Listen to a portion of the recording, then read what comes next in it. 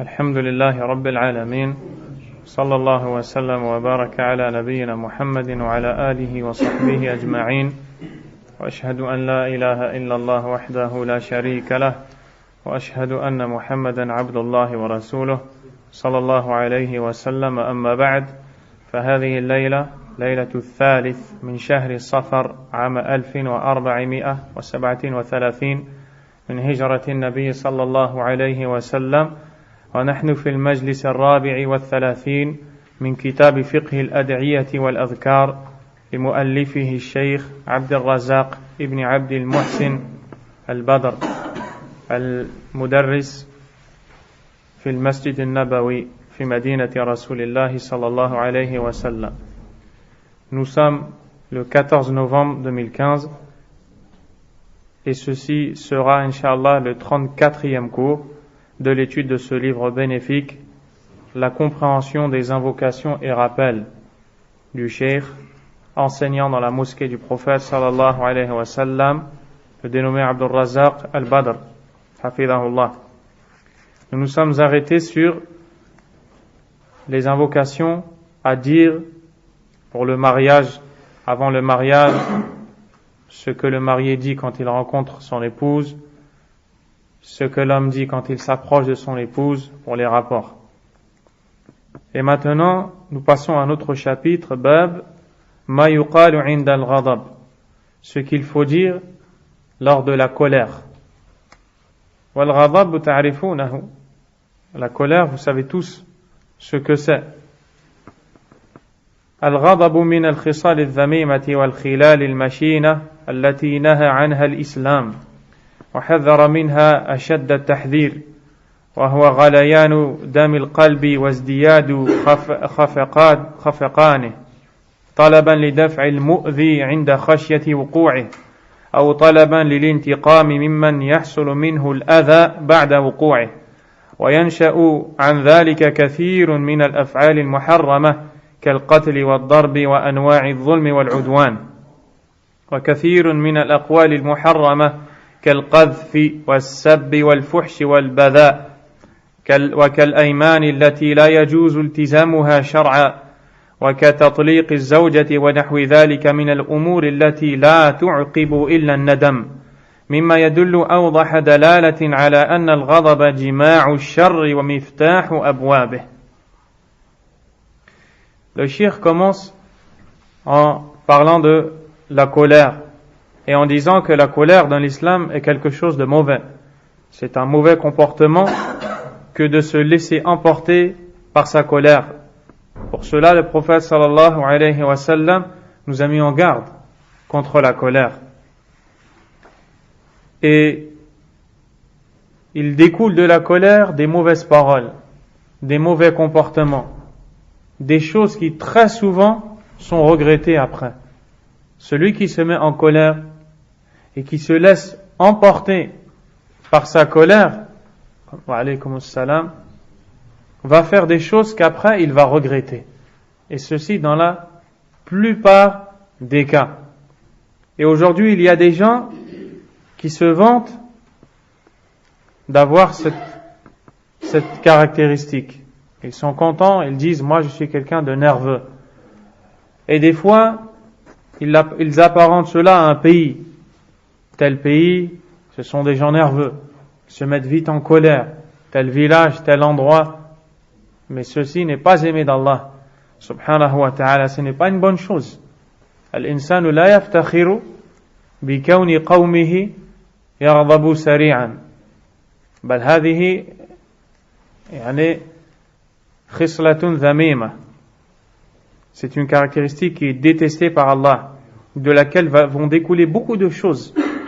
Al-qatl, le meurtre, al-darb, le fait de frapper, la violence, al-dhulm, l'injustice, min al-aqwal, kal-qadhf, ay qadhf al-muhsanat, al-mu'minat, al-ghafilat, ittihamu al-nisa, بالوقوع في الفاحشة, comme avec la langue il y a le fait d'accuser injustement les femmes chastes, innocentes et croyantes d'avoir commis l'adultère, as-sab, wa huwa ash-shatm, le fait d'insulter, al-fuhsh ou al-badha, le fait d'être mal poli, de dire des paroles qui sont mauvaises, détestées par Allah Azza wa Jal, le fait de jurer, de prononcer des serments, كون الإنسان يقسم بالله عز وجل على إثر غضبه أنه يقول كذا أو يفعل كذا مما حرم الله عز وجل. Beaucoup de gens se mettent en colère et ensuite jurent par Allah qu'ils vont faire des choses. Ces choses sont interdites par Allah subhanahu wa ta'ala. Et d'autres choses encore qui ne laissent place qu'au regret. والعياذ بالله. روى البخاري في صحيحه عن أبي هريرة رضي الله عنه أن رجلا قال للنبي صلى الله عليه وسلم أوصني قال لا تغضب فردد مرارا قال لا تغضب.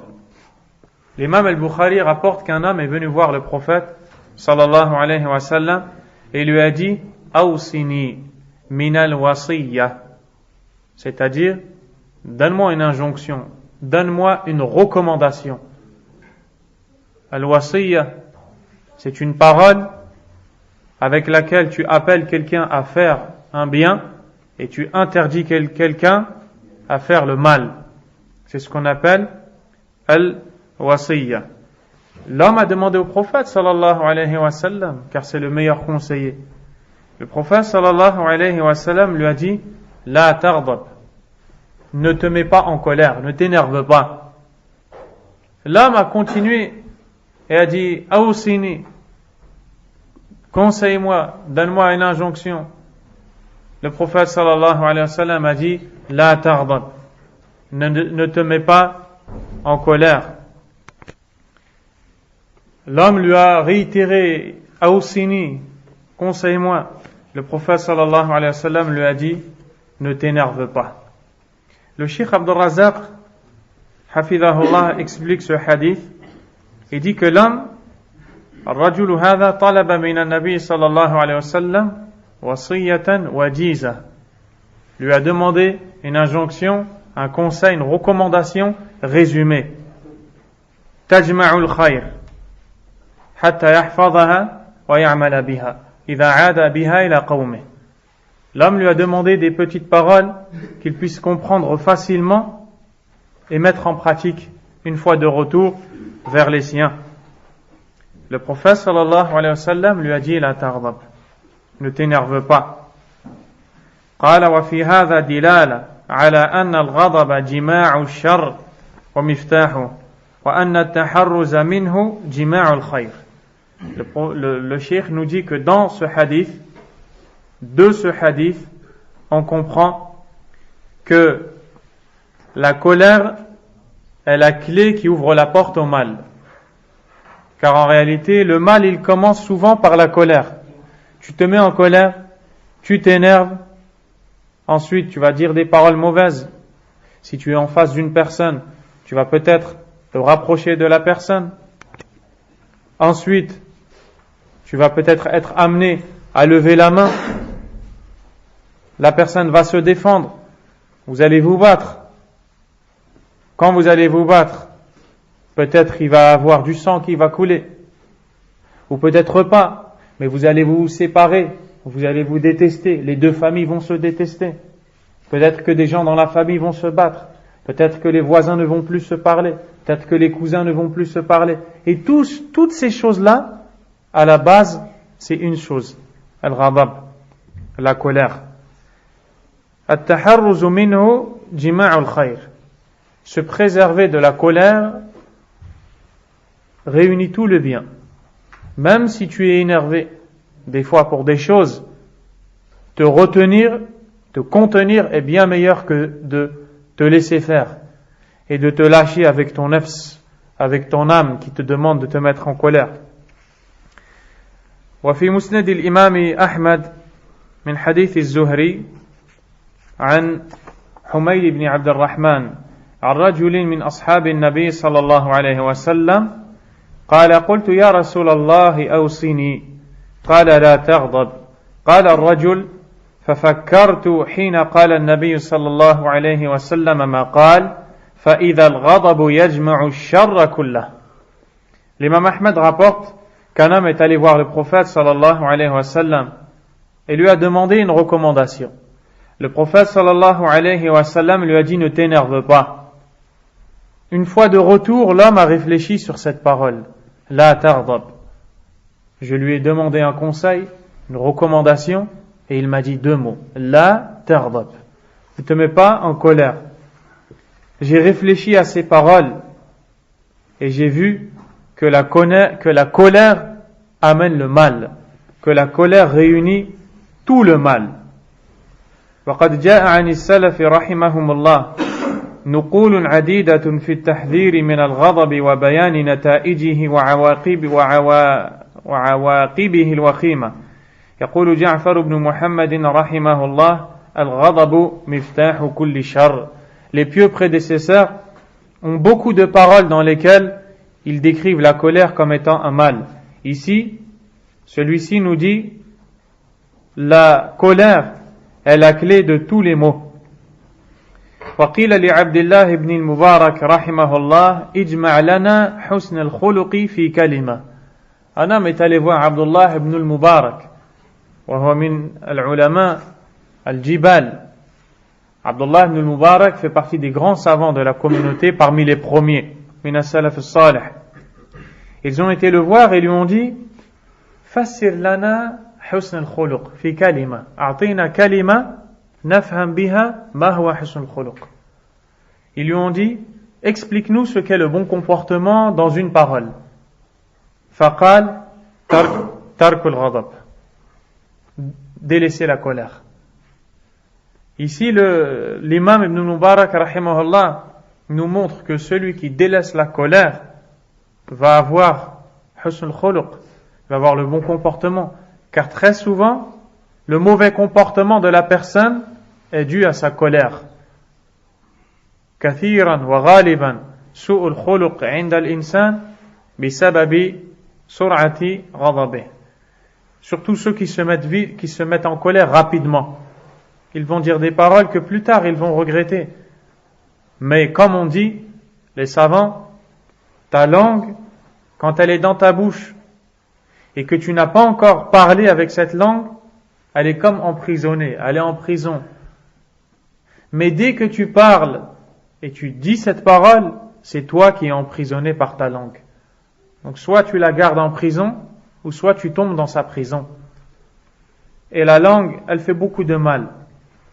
وقال عمر بن العزيز رحمه الله قد أفلح من عصم من الهوى والغضب والطمع. Umar ibn Abd al-Aziz rahimahullah a dit, a certes réussi celui qui a été préservé du suivi des passions, de la colère et de la convoitise. At-tama' kat-tama' fi ad-dunya, la convoitise de ce bas monde. Wa kana yuqal awwal al-ghadab junun wa akhiruhu nadam. Aussi les pieux prédécesseurs disaient, au début la colère est comme la folie, comme celui qui se met en colère est comme quelqu'un qui devient fou, il perd la raison, yafqidul aql, il perd la raison, il ne réfléchit plus. Halal, haram, yajouz, la yajouz, il ne réfléchit plus à ça. Il dit ce qu'il a envie de dire et il fait tout ce qu'il a envie de faire. Wa akhiruhu nadam, et à la fin c'est un regret. Pourquoi? Parce qu'à la fin il se calme. Et une fois qu'il est calmé, il réfléchit et il se dit, dans la rue, devant les gens, ou dans la mosquée, ou à la maison, ou devant les voisins, ou avant tout, Allah m'a vu, subhanahu wa ta'ala, comment j'ai pu dire des paroles? Comment j'ai pu faire ces choses-là? Et après, il s'excuse. Donc il s'est fait du mal en suivant sa colère. C'est pour cela que le prophète sallallahu alayhi wa sallam a dit à ce compagnon, la tardab. An-Nabi sallallahu alayhi wa sallam ya'lamu ayna al-khayr wa ayna al-shar. Le prophète sait, alayhi salatu wa salam, où se trouve le bien, où se trouve le mal. Parmi ce qu'a dit le cheikh ici, الحديث المتقدم لا تغضب يتضمن أمرين عظيمين للسلامة من الغضب ونتائجه. Ce récit, la taghdab, ne t'énerve pas, implique deux choses, ou alors comprend deux choses importantes pour te protéger de la colère. Comment tu te protèges de la colère? Car il y a des gens qui n'arrivent pas. C'est fort pour eux de se retenir. Premièrement, الأمر بفعل الأسباب وتمرين النفس على حسن الخلق والحلم والصبر واحتمال أذى الناس القولي والفعلي. فإذا وفق العبد لذلك فإنه إذا ورد عليه وارد الغضب احتمله بحسن خلقه وتلقاه بحلمه وصبره. Dans ce hadith, on nous enseigne que on doit faire les causes. يجب علينا أن نعمل بالأسباب أسباب طرد الغضب. On doit faire les causes pour écarter la colère. Comment? On doit s'éduquer, se corriger. On doit s'éduquer à avoir le bon comportement, la patience, l'indulgence. وَإِذَا خَاطَبَهُمُ الْجَاهِلُونَ قَالُوا سَلَامًا. Et quand s'adresse à eux les ignorants, ils répondent salam. Ici, Allah Azza wa Jal parle de gens qui patientent, ils endurent sur les autres et sur leur mal. Ils savent que ces gens sont ignorants. Et les ignorants ne savent pas qu'ils sont ignorants. Ils ont un mauvais comportement. Ils prononcent de mauvaises paroles. Qu'est-ce que celui qui est savant doit faire? Il descend comme l'ignorant? يعني رجل عالم بشرع الله عز وجل. Un homme connaît la religion d'Allah tabaraka wa ta'ala. Et un autre, jahil, est ignorant. Al-jahil yu'dhi al-alim. L'ignorant fait du mal au alim, le savant. Qu'est-ce que le savant va faire? Yanzilu al-alim ila darajati al-jahil wa yu'amiluhu bil-jahl. Est-ce que le savant va descendre au degré de l'ignorant pour se conduire comme lui? Non. Yasbir alayhi wa yatahammalu adha. ويعلم أن الله عز وجل جعل بعضنا لبعض فتنة. Le savant sait qu'il doit endurer et qu'Allah tabaraka wa ta'ala a fait de chacun d'entre nous une épreuve pour l'autre. Donc on se doit d'endurer. Et les savants disent من القواعد المتقررة أن الأمر بالشيء أمر به وبما لا يتم إلا به. Quand Allah tabaraka wa ta'ala nous donne l'ordre de faire quelque chose, il nous donne aussi l'ordre de faire une chose qu'on est obligé de faire pour faire la première chose. Je vais vous donner un exemple, vous allez comprendre. Allah tabaraka wa ta'ala nous a obligé al-hajj, de faire le pèlerinage. Pour aller à Mecca, tu es obligé de prendre l'avion. N'est-ce pas? C'est une obligation de prendre l'avion. Parce que tu es obligé de faire le hajj. Et pour faire le hajj, tu as besoin de l'avion. Et la chose dont tu as besoin pour faire l'obligation, elle devient aussi obligatoire. Vous avez compris? وَالنَّهْيُ عَنِ الشَّيْءِ أَمْرٌ بِضِدِّهِ. Et quand Allah tabaraka wa ta'ala t'ordonne de t'interdire quelque chose, c'est qu'il t'ordonne de faire le contraire. Si Allah tabaraka wa ta'ala interdit al-kadhib, le mensonge, فَمَعْنَ هَذَا أَنَّ اللَّهَ أَوْجَبَ عَلَيْكَ الصِّدْقَ. Ceci veut dire qu'Allah Azza wa Jal t'a obligé d'être véridique. Si Allah Azza wa Jal t'a interdit de voler, نَهَى عَنْ السَّرِقَةِ, il t'a interdit de voler, de trahir, qu'est-ce que tu comprends? Que de l'autre côté, tu as l'obligation d'être honnête et de ne pas trahir. فنهي النبي صلى الله عليه وسلم عن الغضب يتضمن الأمر بالصبر والحلم وحسن الخلق. Donc, quand le prophète alayhi salatu wassalam nous interdit de se mettre en colère, qu'est-ce que tu comprends? Que de l'autre côté, tu as l'obligation de patienter. Celui qui va te faire du mal, tu ne dois pas te mettre en colère. Donc qu'est-ce que tu dois faire? Tu dois patienter. et avoir le bon comportement. Ça, c'est le premier point. Le deuxième point que l'on tire du hadith, أن أمره صلى الله عليه وسلم بعدم الغضب فيه أمر بعدم تنفيذ الغضب لأن الغضب غالبا لا يتمكن الإنسان من دفعه ورده. Quand le prophète alayhi salatu wassalam nous interdit de se mettre en colère, en réalité, il nous interdit de se laisser porter par la colère. Pourquoi? Parce que la colère, elle vient en toi. Tu vois quelque chose qui t'énerve. La colère vient en toi. Mais qu'est-ce que tu n'as pas le droit de faire? De suivre cette colère. Al-ghadabu yadkhulu fi qalbik. La colère entre dans ton cœur. Wa anta ma'murun bihabsi. Et toi, tu es dans l'obligation de la retenir. Alaykum assalam wa rahmatullah. ولكنه يتمكن من عدم تنفيذه فعليه أن يمنع نفسه من الأقوال والأفعال المحرمة التي يجر الغضب إليها فمتى منع نفسه من آثار الغضب الضارة فكأنه في الحقيقة لم يغضب. قال الله تعالى وإذا ما غضبوا هم يغفرون أي يغضبون على الناس ولكن يصبرون عليهم ويسامحونهم. وفي الحديث ليس الشديد بالسرعة يعني الرجل القوي ما هو الذي يصرع الناس ويغلبهم إنما الشديد من يملك نفسه عند الغضب هذا هو القوي. Ce qui t'est demandé, c'est donc de préserver ta langue et tes actes, de faire ce qui déplaît à Allah, ce qui est interdit par Allah Azza wa Jal. Si tu t'es préservé de ce qui découle de la colère, c'est comme si que tu ne t'es pas mis en colère.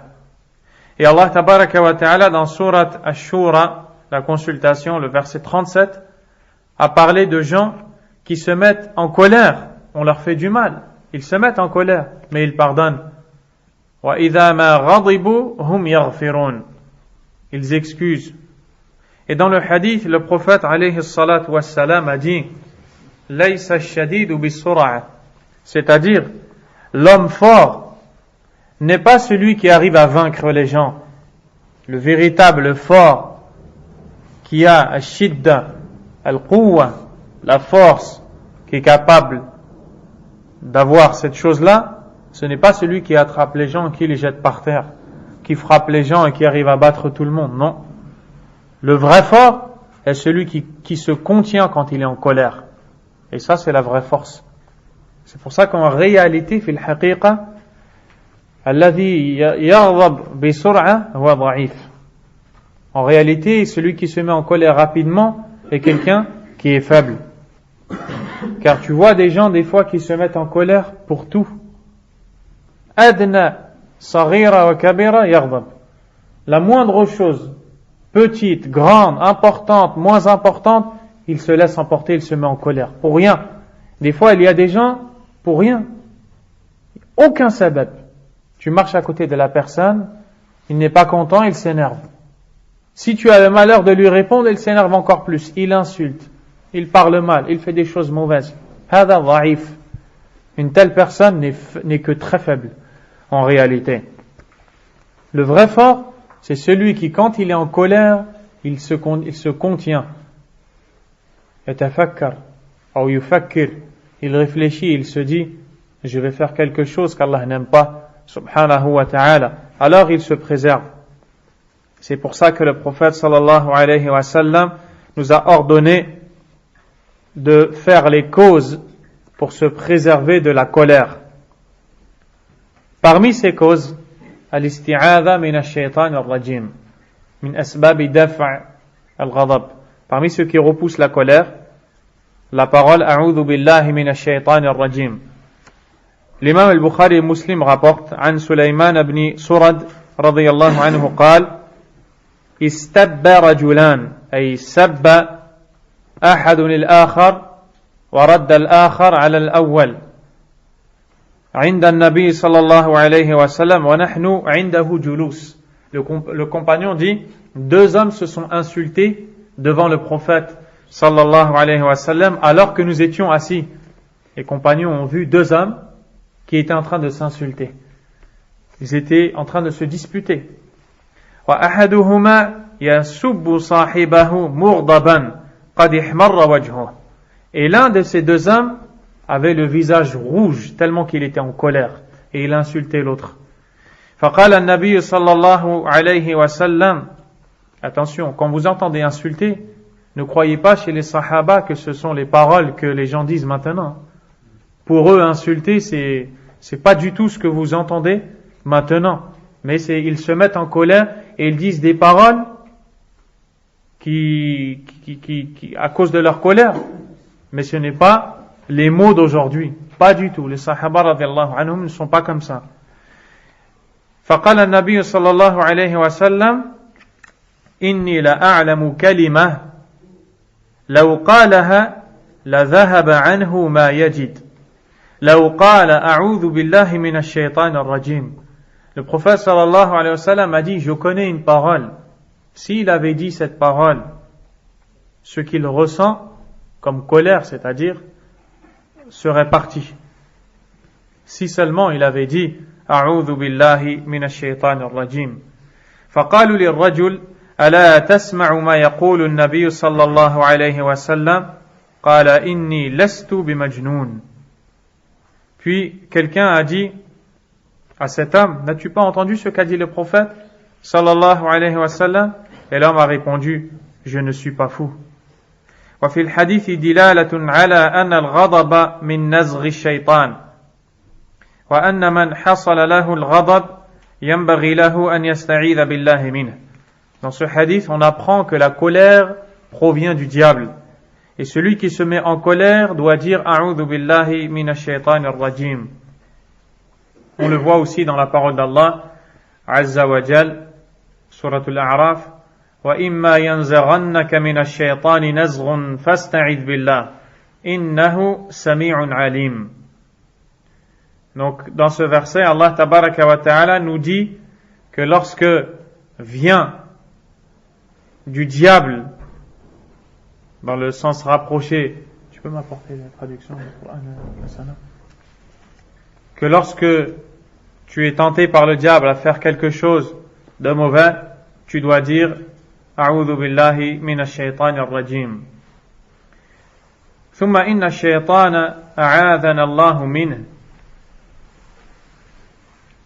يتمكن من الإنسان حال غضبه فيدفعه إلى ارتكاب الآثام ويؤزه إلى السب والأذى والإجرام فإذا استعاذ المسلم بالله حفظ منه ووقي من شره. Le cheikh nous dit ici que le diable, qu'Allah tabaraka wa ta'ala nous en préserve, s'il arrive à s'emparer de l'homme, yatamakkanu min al-insan, pendant qu'il est en colère, il va le pousser à faire beaucoup de choses mauvaises, beaucoup de choses interdites par Allah subhanahu wa ta'ala. Il va le pousser à insulter, il va le pousser à commettre des crimes, il va le pousser à faire ce qui déplaît à Allah. Dans la traduction rapprochée du verset, Allah subhanahu wa ta'ala a dit, et si jamais le diable t'incite à faire le mal, cherche refuge auprès d'Allah, car il entend tout et sait tout. Barakallahu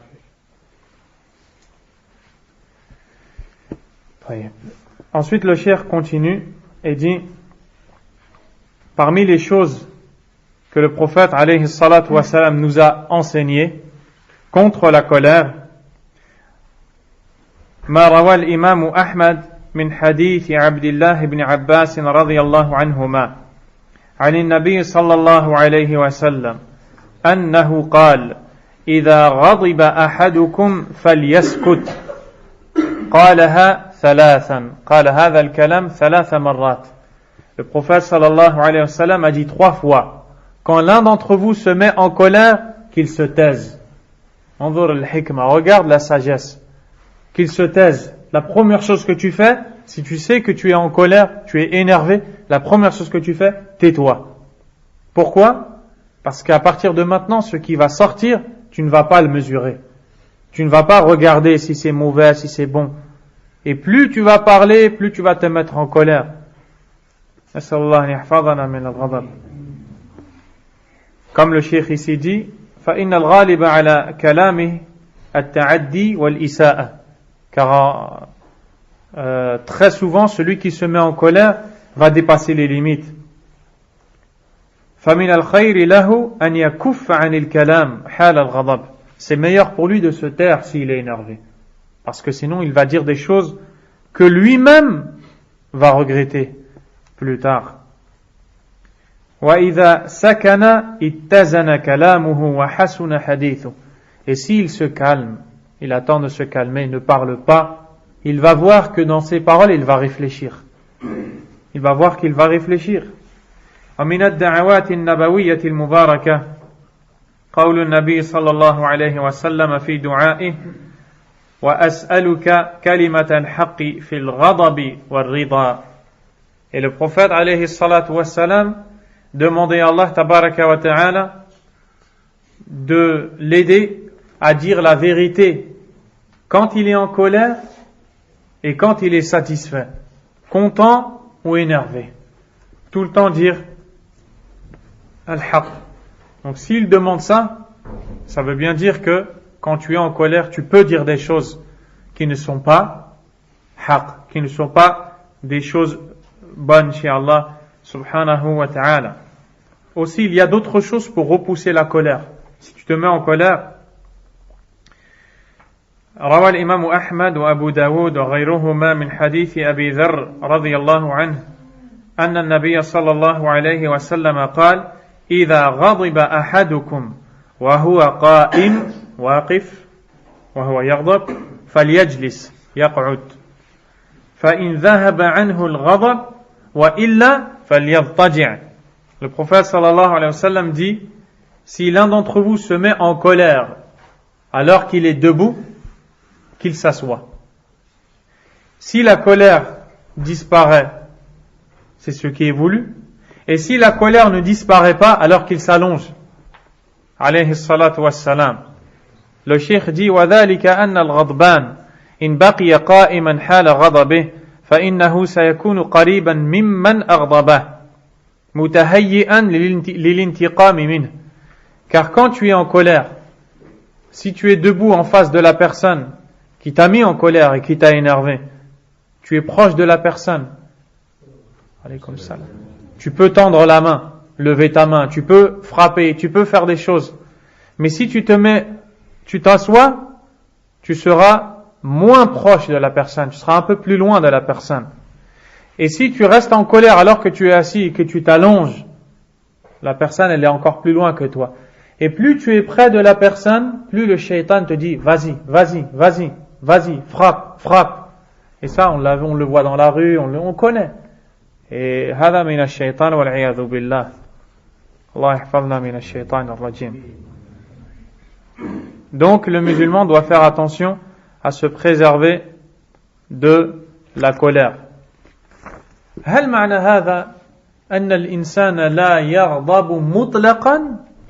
Est-ce que on comprend de tout ça que tu ne te mets jamais en colère? أو يجوز أن تغضب في حالة, ou alors tu as le droit de te mettre en colère dans une situation? Ça, à ton avis? Il faut se contrôler. Al-Karim. La colère, se mettre en colère, c'est permis dans le droit d'Allah. Abdel Aziz. Barakallahu fik. C'est la même chose que vous avez dit. Tu te mets en colère quand on désobéit à Allah subhanahu wa ta'ala. Comme il dit Abdul Aziz, hafidhahullah, wallah yahfadhuhu wa yahfadhukum jami'an min al-ghadab. Quand on touche à la religion d'Allah, tabaraka wa ta'ala, kana an-nabiy sallallahu alayhi wa sallam la yantaqimu li nafsi. Le prophète sallallahu alayhi wa sallam ne se vengeait pas pour sa personne. Si on l'insultait lui, si on se moquait de lui, il ne répondait pas. Par contre, s'il voyait quelqu'un désobéir à Allah, tabaraka wa ta'ala, il se mettait en colère. Aussi, le prophète sallallahu alayhi wa sallam, chaque vendredi, quand il prononçait le discours, kana yashtaddu ghadabuh fi khutab al-jumu'ah, عليه الصلاة والسلام لأنه يتكلم عن النار وعن الجنة وعن الحساب يوم القيامة. Il s'énervait, sa colère s'amplifiait quand il prononçait le discours du vendredi. C'est tout à fait normal. Il parle de l'enfer, du paradis, du jugement. Il ne va pas parler de cela en plaisantant ou en souriant. Donc, dans ces situations-là, il est permis de se mettre en colère. Maintenant, si tu te mets en colère dans ces situations-là, un exemple, ton enfant fait quelque chose de haram. Tu vas te mettre en colère, c'est tout à fait normal. Est-ce que quand tu es en colère, et que tu as le droit d'être en colère, tu fais ce que tu veux? Abdelaziz, là, tu ne fais pas ce que tu veux. Tu fais ce qu'Allah Azza wa Jal a autorisé. Tu ne dépasses pas les limites parce que tu es en colère. نسأل الله عز وجل أن يحفظنا من شرور أنفسنا وسيئات أعمالنا. أدعية مأثورة في أبواب متفرقة. Nous sommes à la fin du livre. Et le cheikh ici va citer plusieurs invocations.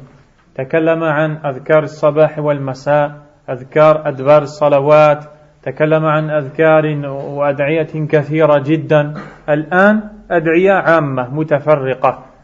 Après avoir parlé en détail des invocations à chaque action, chaque moment, maintenant il va parler d'invocations qu'a faites le prophète sallallahu alayhi wa sallam dans différents moments, à différentes occasions. فمن السنة أن يقول من لبس ثوبا جديدا اللهم لك الحمد أنت كسوتنيه أسألك خيره وخير ما صنع له وأعوذ بك من شره وشر ما صنع له. رواه أبو داود والترمذي وغيرهما. Il y a l'invocation à dire quand tu portes un nouveau vêtement. On a vu les invocations en mettant tes vêtements et en enlevant les vêtements. Ici, on parle d'un vêtement neuf le premier jour. Tu as acheté un nouveau vêtement, un nouveau manteau, un nouveau pull, un nouveau qamis. Le premier jour où tu vas le porter, tu dis cette parole Allahumma lakal hamdu anta kasawtani. Oh Allah, toutes les louanges te reviennent de droit. C'est toi qui m'as vêtu de ce vêtement. Anta a'taytani hadha ath-thawb wa hadhihi al-kiswa. As'aluka khayra. أن الثوب الإنسان يمكن أن يستعمله في الخير وأن يستعمله في الشر. Le vêtement, tu peux l'utiliser dans le bien et tu peux l'utiliser dans le mal. Et le prophète ici, sallallahu alayhi wa sallam, va nous le montrer. Il dit, je te demande de me donner le bien de ce vêtement, le bien pour lequel il a été conçu,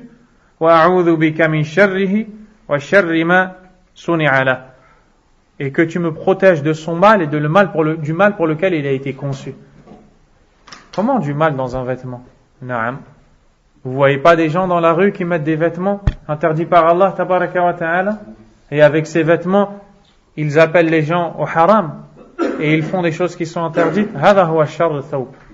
Ça c'est le mal du vêtement. Wa nabiyuna sallallahu alayhi wa sallam allamana al-khayra kullah. Talbas al-thawb al-jadid tad'u Allah azza wa jalla an yubarika fi hadha al-thawb. Anta la tasta'miluhu fi ma'siyatillah. Le prophète alayhi salatu wa salam t'enseigne que quand tu portes le nouveau vêtement, tu ne le fais que parce que tu es un musulman et que le musulman doit être propre. Allah aime voir le musulman propre. Mais ce n'est pas pour désobéir à Allah que tu portes ce vêtement, contrairement à tous ces gens-là. Et on vit dans une époque où maintenant, ils ont inventé des vêtements que pour le haram. La yumkin illa al haram fi hadhihi al-thiyab. Il y a des vêtements qui ne sont faits que pour le haram, wal-'iyadhu billah. Et ils utilisent les femmes, wal-'iyadhu billah, pour égarer Bani Adam, ou Banu Adam, les enfants de Adam, wal-'iyadhu billah.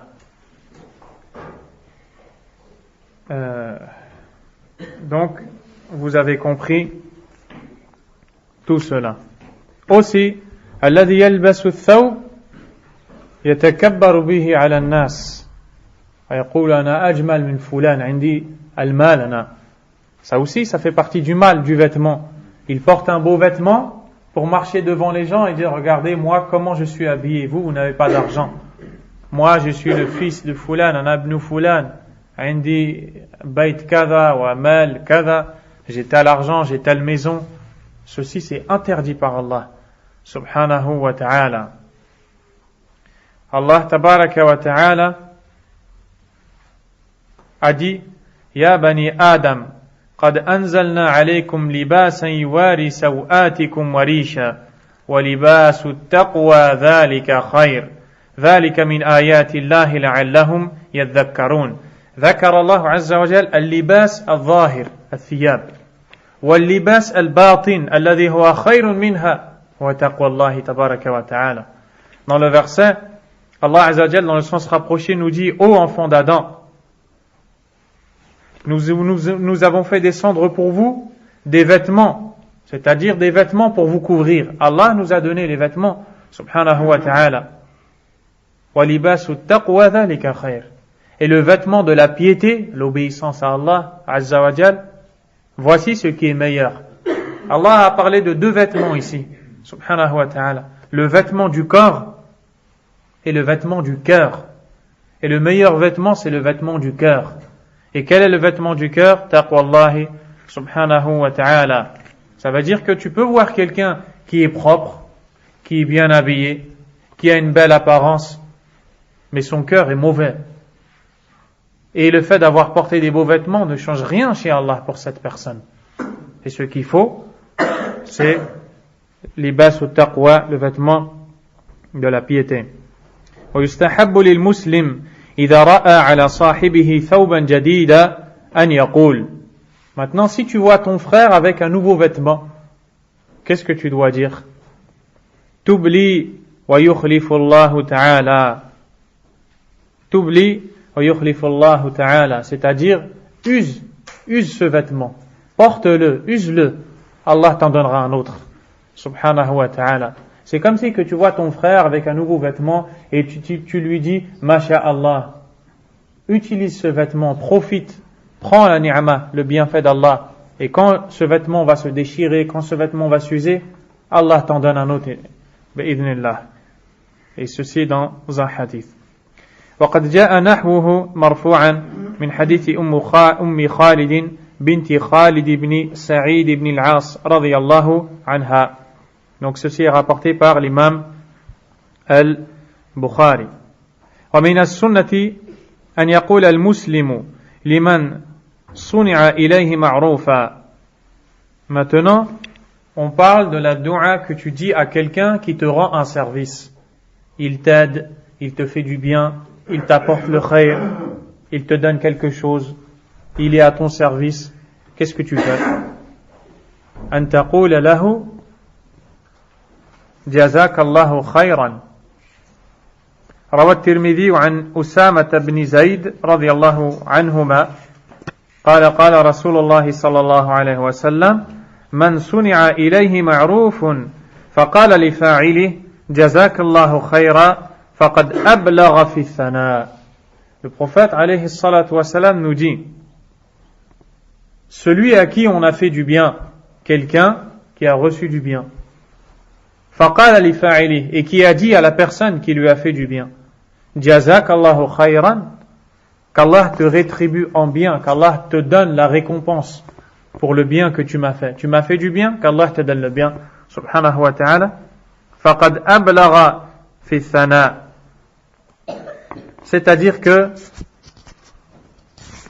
pour résumer approximativement, celui à qui on fait du bien, dans un autre hadith, le prophète sallallahu alayhi wa sallam dit Man sana'a ilaykum khayran fakafi'uh.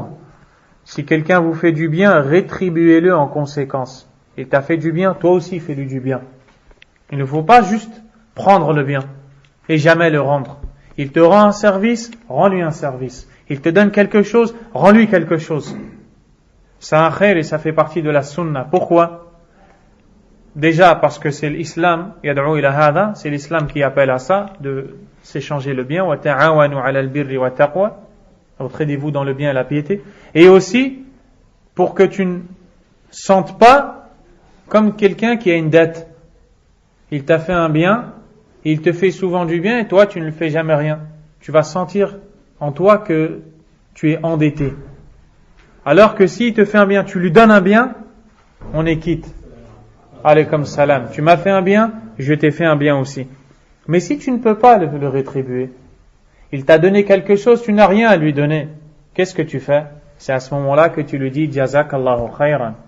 Car cette parole-là, elle va remplacer le bien. وكان من هدي النبي صلى الله عليه وسلم الدعاء بالبركة عند رؤية باكورة الثمر روى مسلم في صحيحه عن أبي هريرة رضي الله عنه. Celui qui cultive, qui a des jardins, il a des pommes ou des olives ou des légumes, à peu près dans nos pays, on a tous un peu ça chez nous. Quand tu vois les premiers légumes arriver, quand tu vois les premiers fruits qui commencent à pousser, il y a une dua à dire pour qu'Allah tabaraka wa ta'ala mette al-baraka.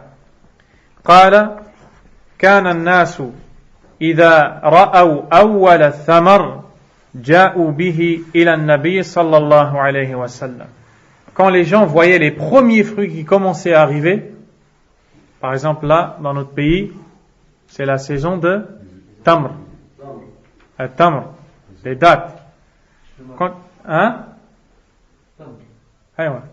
Quand tu vois les premières dates arriver, qu'est-ce que tu fais? Les olives bientôt aussi. Allah barik. Quand tu vois arriver, qu'est-ce que tu fais? Ils allaient voir le prophète, sallallahu alayhi wa sallam.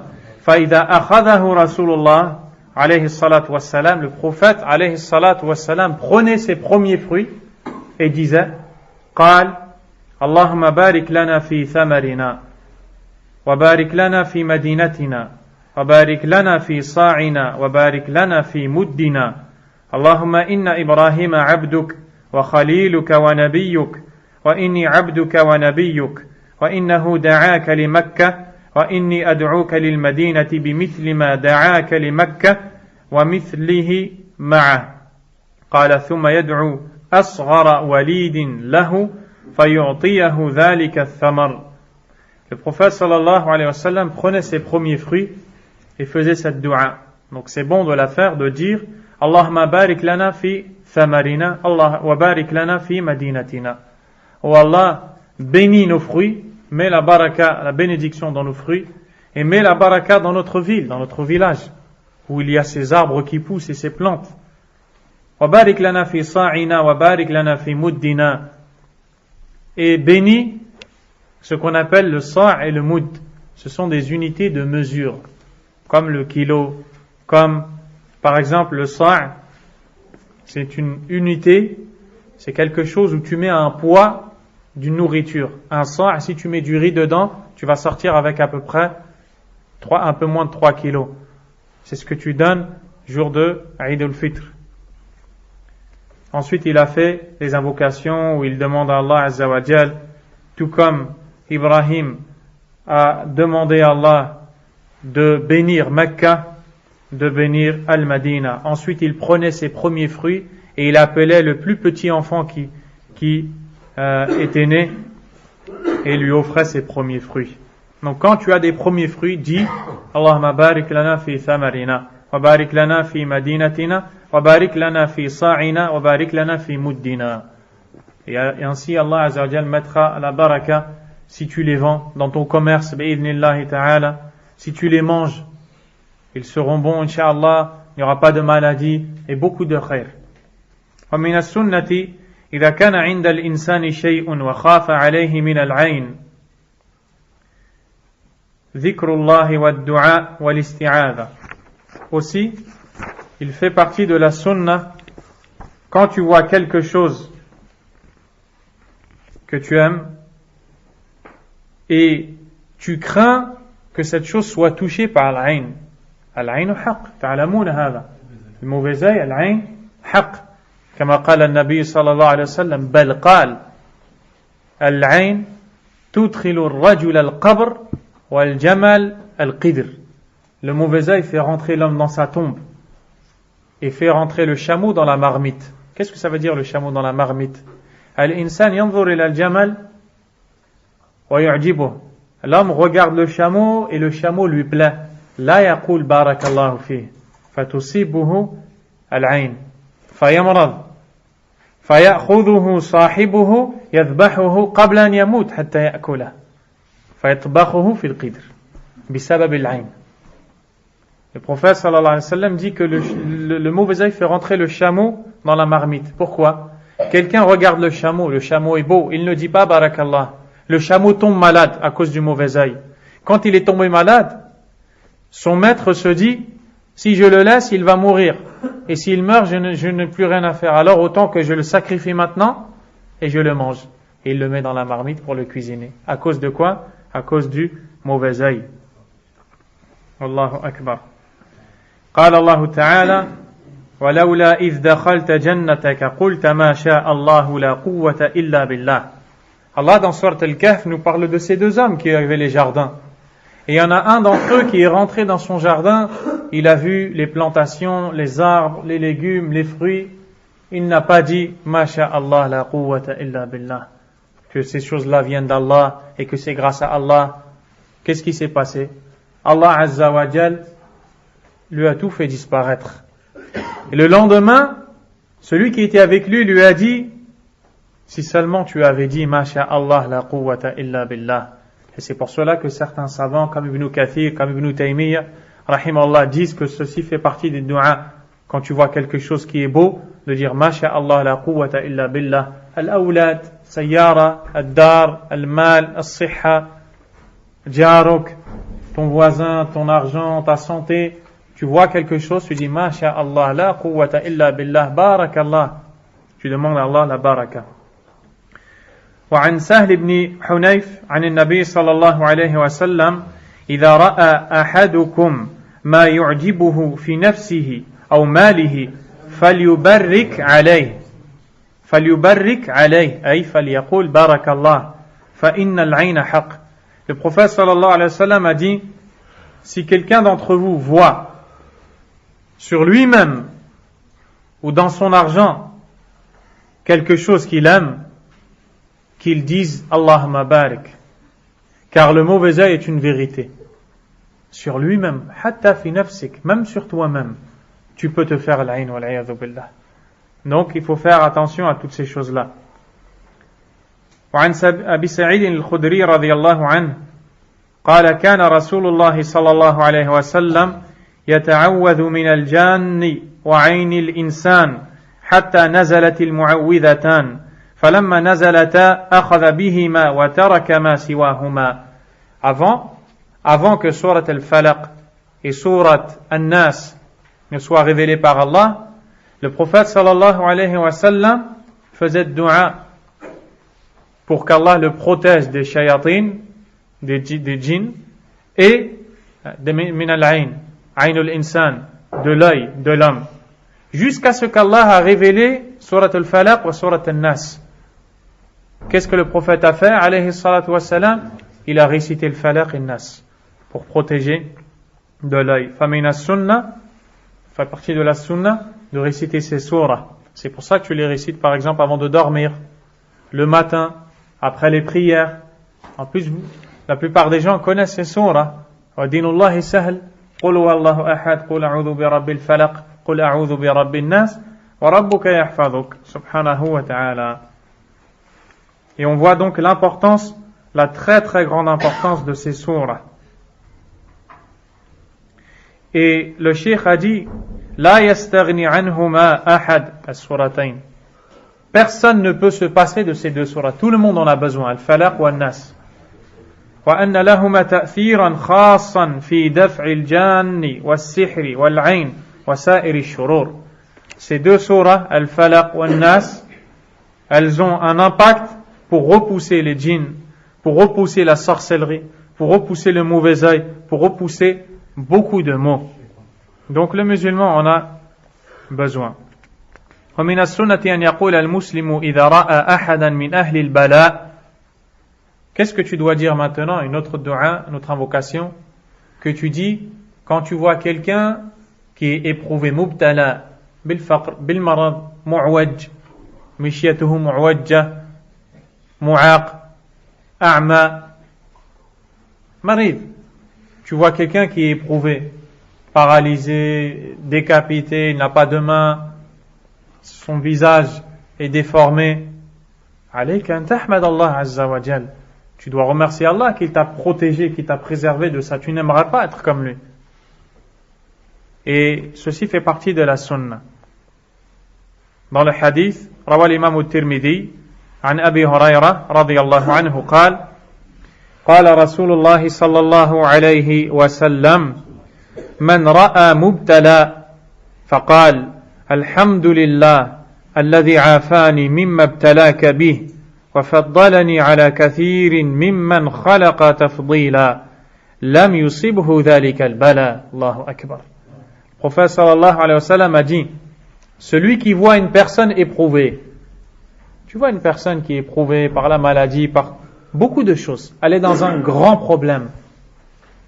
Cette personne qui voit quelqu'un éprouvé et qui dit Alhamdulillah, toutes les louanges reviennent de droit à Allah. Alladhi afani mimma ibtalaka bih, celui qui m'a préservé de ce par quoi il t'a éprouvé. À toi, il t'a donné la maladie.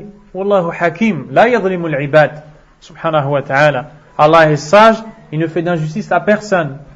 Mais toi, quand tu vois qu'Allah t'a préféré, ou alors qu'Allah t'a favorisé sur ce point-là, ça ne veut pas dire que l'autre est mauvais chez Allah. Il est peut-être meilleur que toi, fil iman, dans la foi. Et il va mourir comme toi, tu vas mourir. Et peut-être qu'avec ça, il va gagner le paradis. Et c'est pour ça qu'au paradis, ceux qui étaient éprouvés auront d'énormes récompenses. Et les autres auront espéré être éprouvés quand ils étaient faits de dunya. Allah la yadhimul ibad subhanahu wa ta'ala. Mais attention, la yatlub al-bala al-muslim. Al-muslim yatlub al-afiya. Le musulman ne demande pas à Allah d'être éprouvé. C'est une grande erreur. Il ne demande pas à Allah de le rendre malade. Allah a'tini al-marad hatta asbir. La. قول اللهم عافيني من المرض.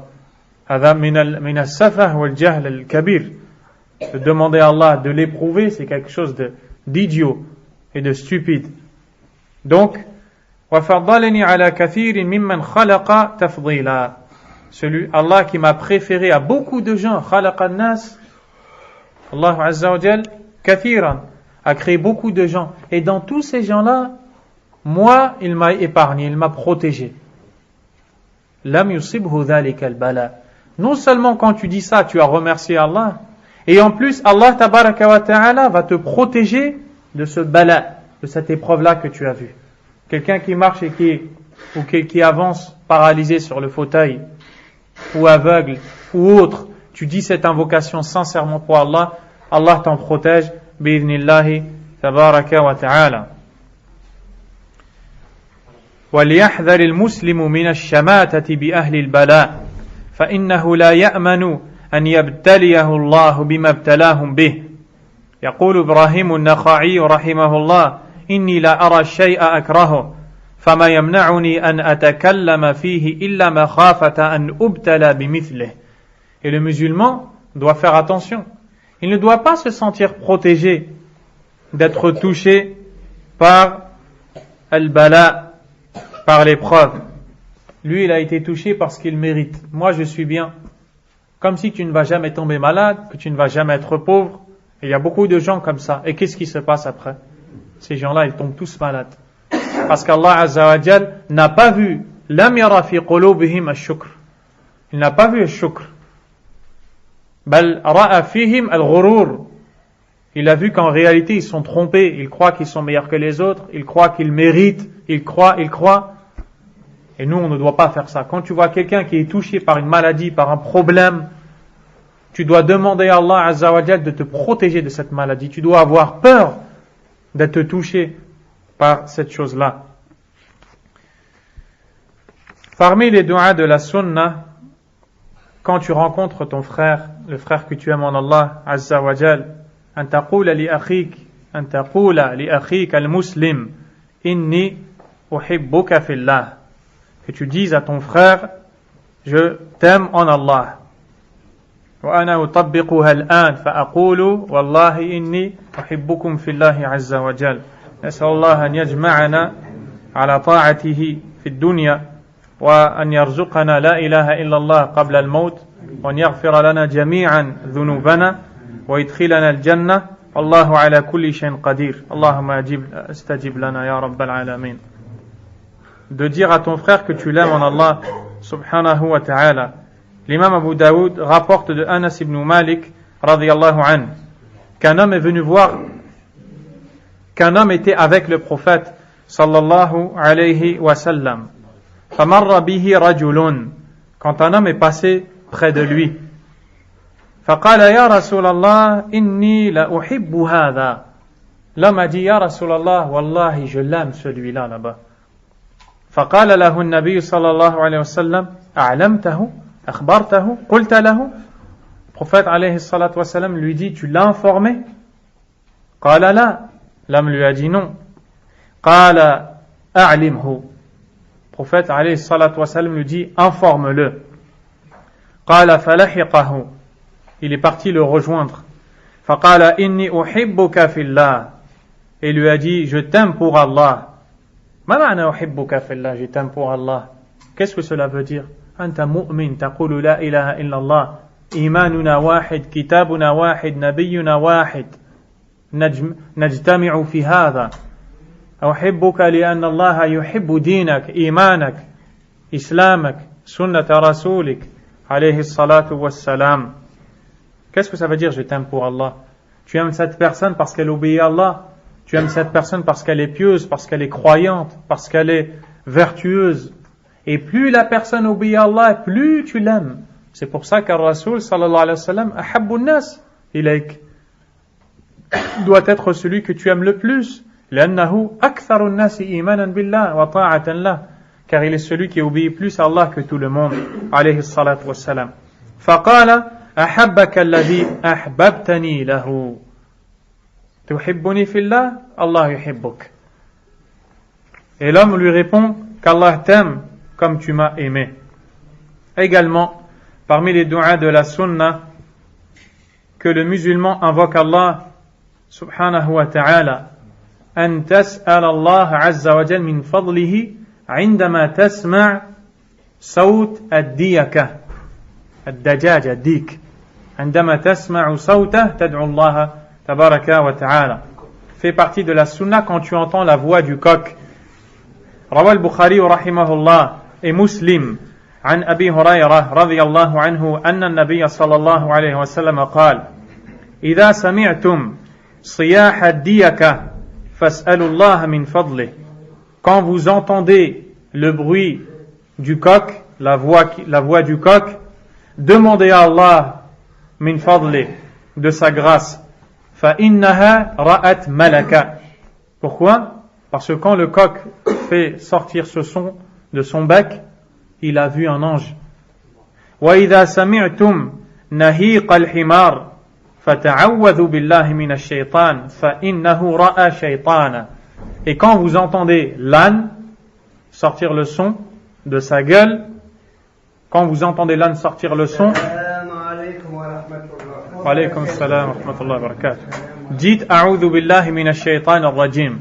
Si tu entends le coq, tu demandes à Allah min fadli, al-rizq, al-baraka, parce qu'il a vu des anges. Et si tu entends l'âne, tu demandes à Allah de te protéger contre al-shaytan. Wa qala sallallahu alayhi wa sallam إذا سمعتم نباح الكلاب ونهيق الحمر بالليل فتعوذوا بالله فإنهن يرون ما لا ترون. Le chien qui aboie la nuit, c'est pareil. Quand tu entends un chien la nuit qui aboie, dis أعوذ بالله من الشيطان الرجيم. Pourquoi? Il voit des shayatines. Il voit des shayatines. Et c'est pareil pour l'âne. Surtout quand il sort le son de sa gueule la nuit. Parmi la sunna أنت عندما تدخل السوق انظر شوف بركة الدين سبحان الله, la baraka de la religion d'Allah. في كل شيء عندك دعاء ذكر لله عز وجل. Ici, quand tu entres dans les marchés, dans les magasins, le centre commercial, un espace où les gens vendent, ils achètent, ils vendent, ils achètent, ils vendent. À souk, ce n'est pas que le marché, c'est aussi le magasin, le centre, l'endroit où les gens se réunissent pour acheter et vendre. Et le hadith, قال رسول الله صلى الله عليه وسلم من دخل السوق فقال لا إله إلا الله دعاء سهل شوف اسمع من دخل السوق فقال لا إله إلا الله وحده لا شريك له له الملك وله الحمد يحيي ويميت وهو حي لا يموت بيده الخير وهو على كل شيء قدير كتب الله له ألف حسنة أي مليون حسنة لا إله إلا الله ومحى عنه ألف حسن سيئة مليون سيئة يغفر لك سبحان الله الله أكبر ورفع له ألف درجة رفعه مليون درجة سبحانه وتعالى. Dans ce hadith, quand tu entres au marché, au magasin, au centre commercial, là où on vend et on achète, et tu prononces cette invocation-là, La ilaha illallah wahdahu la sharika lah, nulle autre divinité qu'Allah est digne d'être adoré, seul et sans associé. Lahul mulk, à lui le royaume, wa lahul ham, et toutes les louanges. Yuhyi wa yumit, il fait vivre et mourir. Wa huwa hayyun la yamut, il est vivant, ne meurt pas. Biyadihi al-khayr, tout le bien est dans sa main. Wa huwa ala kulli shay'in qadir, il est capable de tout. Allah lui inscrit 1 million de hasana. Ici on dit alf, 1000 fois 1000, car le mot million n'existe pas. L'arabiya, kalimat million, la toujat. Il n'y a pas le mot million. On dit alf, 1000 fois 1000, c'est-à-dire 1 million. C'est ça, 1000 fois 1000, c'est 1 million. Et aussi, on lui efface 1000 fois 1000, c'est-à-dire 1 million de péchés. Et on l'élève d'1 million de degrés. Allahu Akbar. Sallallahu at-tawfiq wal mazid. Ala kulli hal, il y a des pieux prédécesseurs qui passaient dans le marché pour dire cette dua. Ils allaient là-bas pour dire la dua, ensuite ils partaient. Mais au même moment, il ne faut pas trop aller في السوق. لأنها بغض الأماكن عند الله عز وجل. Car ce sont les endroits les plus détestés d'Allah Azza wa Jal. Pourquoi 1 million de hasana? Pourquoi 1 million de péchés pardonnés? Et pourquoi 1 million de daraja, de degrés élevés? Parce que quand tu vas au marché, qu'est-ce que tu vois au marché très souvent? Beaucoup de choses haram. Les vêtements, les gens. Al-ikhtirat, al-nisa bil-rijal, les hommes collés aux femmes. Al-kadhib, le mensonge. Al-namima, al-ghiba, la médisance. Fulan fa'al, fulan qal, fulan fa'al. Al-sariqa, le vol. Al-rish, la triche. Tu jures que ta marchandise est bonne. Al-halif billah wa yakdhib. Il jure par Allah, il ment. Beaucoup de mal. Fannas fi ghafla. Annas la yadhkurun Allah. Les gens ne mentionnent pas le nom d'Allah Azza wa Jal. Fanta tadkhul as-souq wa tadhkuru Allah. Et toi, dans cette atmosphère, tu entres au marché et tu évoques le nom d'Allah. Quel est le résultat? Allah Azza wa Jal te donne toutes ses récompenses. نحن الآن في آخر الكتاب بفضل الله عز وجل. Nous sommes à la fin du livre, la dernière dua, et on a fini. ولله الحمد والمنة. كفارة المجلس.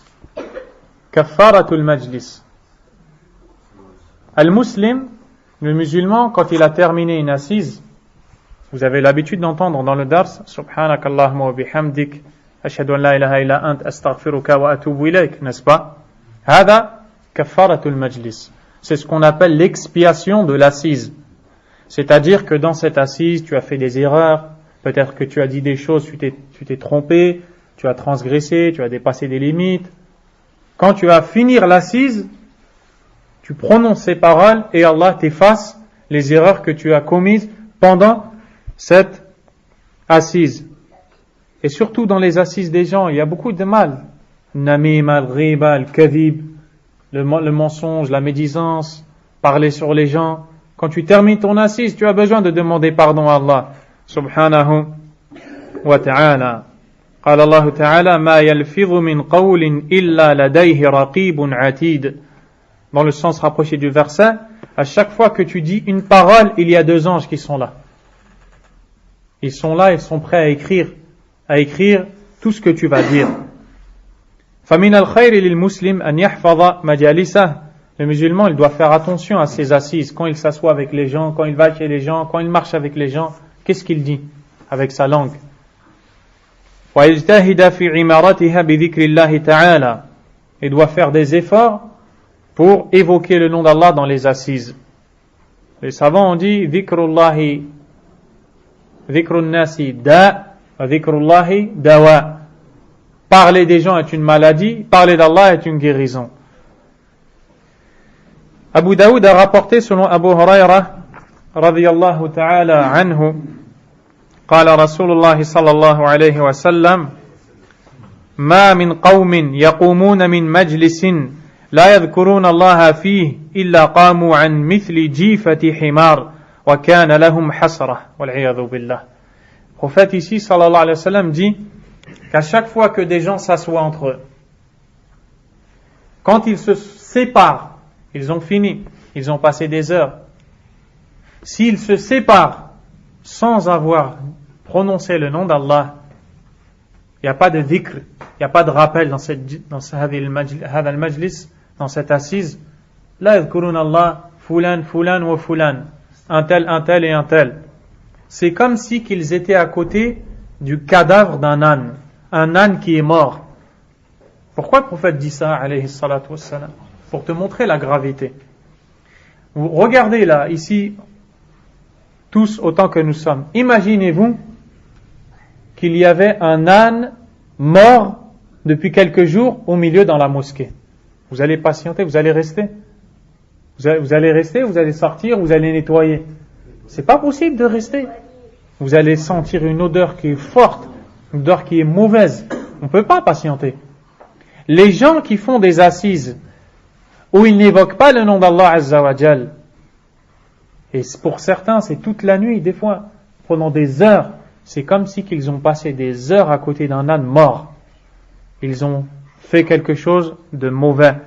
وَكَانَ لَهُمْ حَسْرَةٌ أي ندم عند الله. Et cette assise-là, ils vont la regretter chez Allah. فَأَقَلْ شَيْء تَذْكُرْ آيَةً. Minimum, tu cites un verset du Coran. قال الله تعالى يا أيها الناس اتقوا ربكم. سهل. Allah Azza wa Jal a dit craignez votre Seigneur. أو حديث, ou même un hadith. أو أن تصلي على النبي صلى الله عليه وسلم. أو تتكلم في الدين فيما تعرف, où tu parles de la religion de ce que tu connais. لا تدخل فيما لا تحسنه. Tu n'entres pas dans ce que tu ne connais pas. روى الترمذي رحمه الله عن أبي داود عن أبي هريرة رضي الله عنه عن النبي صلى الله عليه وسلم أنه قال من جلس في مجلس فكثر فيه لغطه فقال قبل أن يقوم من مجلسه ذلك سبحانك اللهم ربنا وبحمدك أشهد أن لا إله إلا أنت أستغفرك وأتوب إليك إلا غفر له ما كان في مجلسه ذلك. Dans le hadith, le prophète sallallahu alayhi wa sallam dit celui qui s'assoit dans une assemblée et qui fait beaucoup d'erreurs, il dit beaucoup de choses, beaucoup de paroles. S'il a parlé beaucoup, c'est sûr qu'il va faire des erreurs, qu'il va dire des choses qu'il n'aurait peut-être pas dû dire.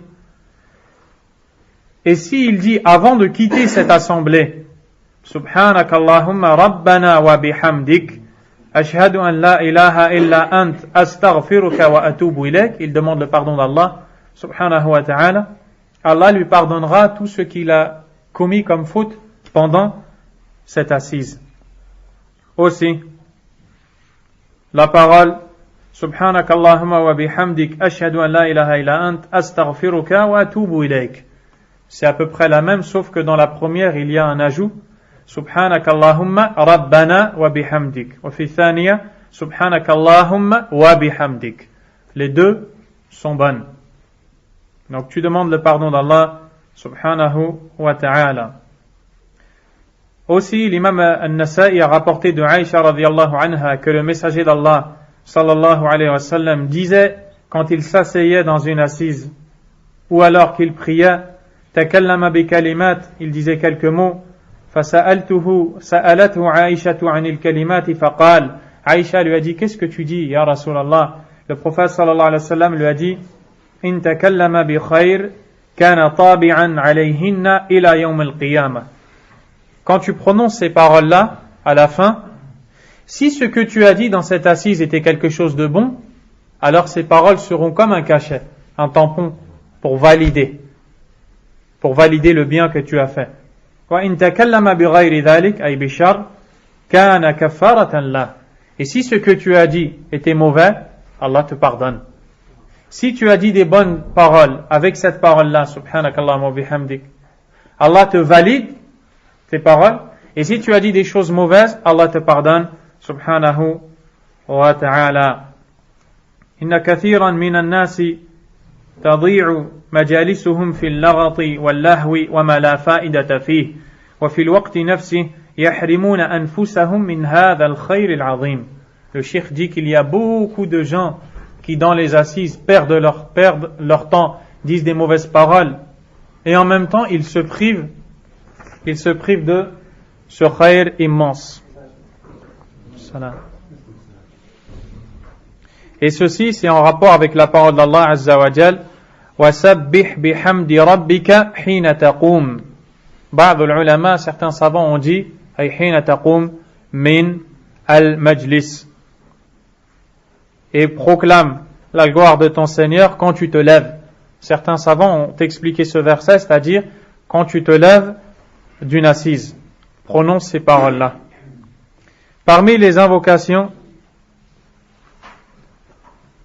et d'ailleurs le cheikh a cité ici Kafaratul Majlis à la fin du kitab. Mal hikmatu fi hadha. Quelle est la sagesse de cela? C'est qu'il a écrit un livre qui est long, il a dit beaucoup de choses. Et à la fin, subhanakallahumma wa bihamdik, non seulement il le dit, en plus il l'écrit et il te le fait comprendre. Et ça tu le retrouves dans Hisnul Muslim, tu le retrouves dans les livres d'invocation. Pourquoi? Pour t'enseigner la sunna et la mettre en pratique en même temps. Parmi les invocations, et on est à la fin, c'est la dernière. ما رواه الترمذي وغيره من حديث عبد الله بن عمر رضي الله عنهما. L'invocation de Abdullah ibn Umar, que le prophète alayhi salatu wassalam terminait avec ses assises, où il disait Allahumma qsim lana al-na'am. قلما كان رسول الله صلى الله عليه وسلم يقوم من مجلس حتى يدعو بهؤلاء الدعوات لأصحابه. Très peu sont les fois où le prophète ne disait pas ces paroles. C'est-à-dire la plupart du temps, il disait ces paroles-là avant de se séparer de ses compagnons. Allahumma qsim lana min khashyatika ma yahulu baynana wa bayna ma'asik. C'est-à-dire, oh Allah, tu demandes à Allah tabaraka wa ta'ala qu'il te donne assez de crainte pour que tu t'éloignes du péché et de la désobéissance. ومن طاعتك ما تبلغنا به جنتك. Qu'il te donne de l'obéissance, ce avec quoi tu arriveras au paradis. ومن اليقين ما تهون به علينا مصائب الدنيا. Qu'il te donne de la certitude en Allah au jour dernier, en ses noms, en ses attributs. Et la certitude ne vient qu'avec le savoir et l'apprentissage, ce avec quoi il va apaiser les difficultés de ce bas monde.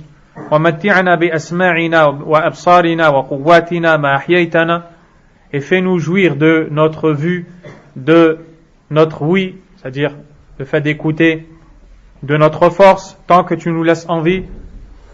واجعله الوارث منا واجعل ثأرنا على من ظلمنا وانصرنا على من عادانا. Demande le secours d'Allah contre les oppresseurs. ولا تجعل مصيبتنا في ديننا. et de faire que le malheur ne te frappe pas dans ta religion. وَلَا تَجْعَلِ الدُّنْيَا أَكْبَرَ هَمِّنَا, et que la dunya ne soit pas ton grand souci, ta première préoccupation. وَلَا مَبْلَغَ عِلْمِنَا وَلَا تُسَلِّطْ عَلَيْنَا مَنْ لَا يَرْحَمُنَا, et qu'il fasse que ne t'attaque pas ceux qui ne craignent pas Allah subhanahu wa ta'ala.